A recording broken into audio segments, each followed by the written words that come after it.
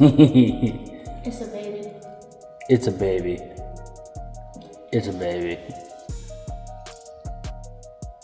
It's a brat. It's a brat dog. Brat dog. But anyway,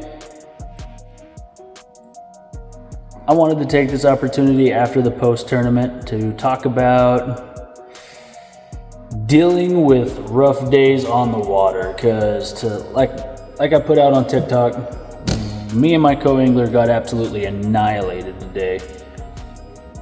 But I think I got the brunt of it because some shit broke.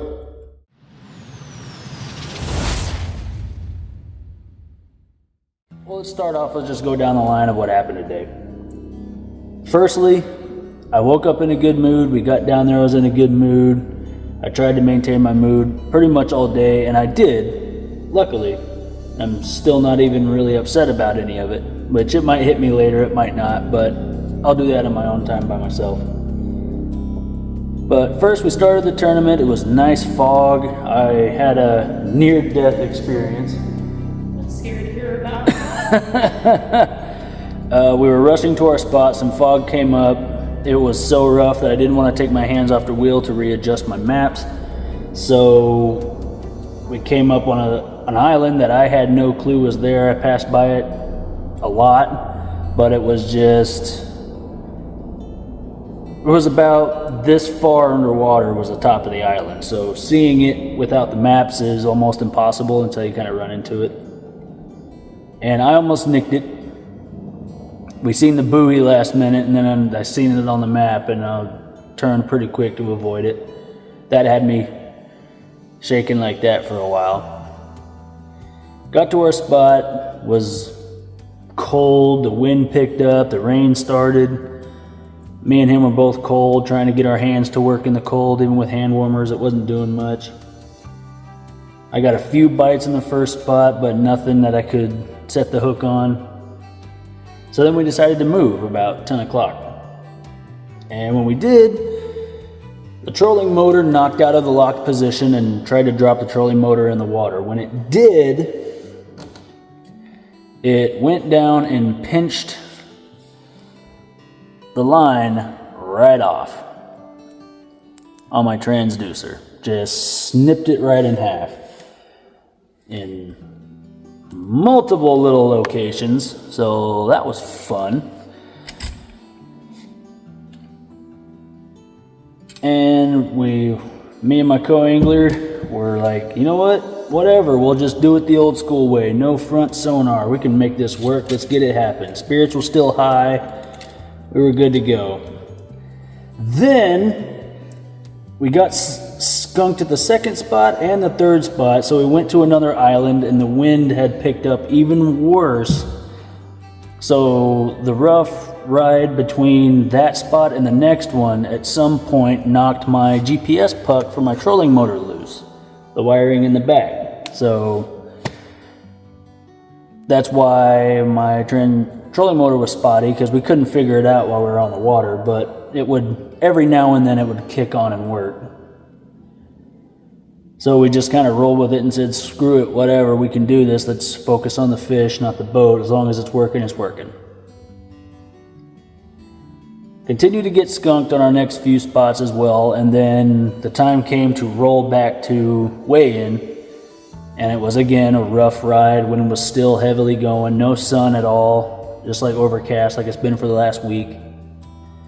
And we just passed the bridge, and when we do, I push on the gas again to get us back up to speed, and my foot pedal popped loose off of the floor. So now I'm trying to use both feet, one to hold it and one to push the gas, just to get anything going, because my hand control does not work anymore. It's not connected to the engine. So that was fun. And like I said, we didn't catch anything. We didn't get a chance to weigh in anything. We tried pretty much every boat, every rod and reel we had on the boat. He tried all types of A-rigs, jerk baits. I was even down there dragging a jig And that was the one thing I got my bites on at first. I stuck with it for a while after that, but then I just wasn't getting anything. Luckily, I didn't lose any baits except for one jig that went flying because my line snapped mid-cast, but considering I didn't lose a shit ton of them, I'm happy with that. The only positive thing that came out of this one so far is I finally got a bite on the bellows gill. Which, at that point, we were just, whatever, throwing darts at a dartboard. Maybe it'll work, maybe it won't. Whatever, we're just gonna try everything on the boat and see what happens. Well, in the middle of us sitting there just having a good time because we're not at work, we're out fishing, I dropped that in the water and let it sink to the bottom, and next thing I know, my line is tighter than hell and it's pulling against me, and I freak out, set the hook. I got him close to the way back to the boat, and then it got light. And I knew I lost him. Whatever it was really good size. It had a lot of good head shakes, so I'm thinking it was a bass or something that had the power of a bass. But no telling. So that got my hopes up a little bit. Just put me in a good mood. I was just happy that I was able to get me and my co-angler back there without killing someone, because that was very rough out there. Other than that, the boat ran perfectly fine, considering battery-wise and everything else. Just need some maintenance on some wires. I'm going to check all my connections again before the Eufaula tournament. But keeping your head up is what is the biggest thing here. And how I do that is I understand that this is one of those things, a work in progress. I'm not going to be a super angler within, 5 years? Your second tournament with this series ever. Yeah, I'm not going to be the super angler, and especially with everything changing, like everything's going to forward-facing sonar, and you got to have it, and cold water not being my forte anyway. Yeah, I kind of expected this to be a rough tournament. I would have liked to weigh something in, especially off of 3 days of practice. I thought I could make something happen, but didn't work out because I wasn't getting bit at all. The only time I got bit really was today during the tournament. But like I'd like to remind him, there were 133 boaters and 133 co-anglers, and 52 boaters came up with zeros and 93 co-anglers zeroed too.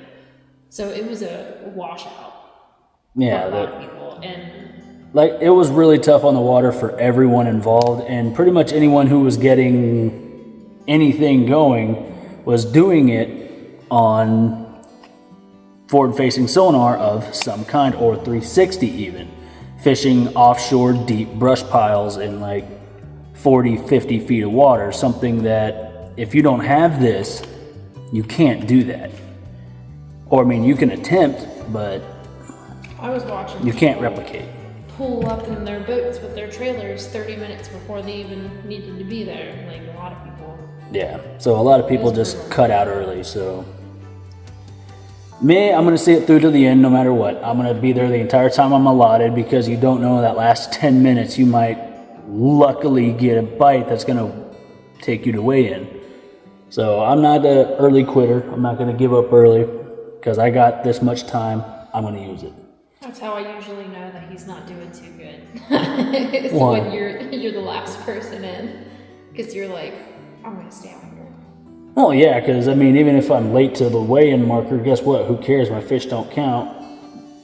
I'm in no rush. Mm-hmm. I don't have anything. It's not a big deal. But we did pull in at 3:01 with nothing in our bag. So even he's like, yeah, I think we pulled in at 3:01. I was like, it's fine. We ain't got anything anyway, man. It's cool. We got back here when we needed to, and I even broke my pedal and had to kind of limp back, and we still made it at 3:01. So keeping your head up high, man, that's the biggest thing. I'm still planning on hitting Eufaula, which is going to be awesome because now that everything out there is warming up, and it'll be more my scene of the shallow water fishing and the flipping and pitching scene. Not only back then, I should have the sonar fixed by that time, so I should be able to take that out and really dial it in. I'm gonna do a much shorter practice because this was a little excessive. 3 days was a little excessive. You're telling me. So I'm probably only gonna come down here and do maybe a 1, maybe 2 day at most.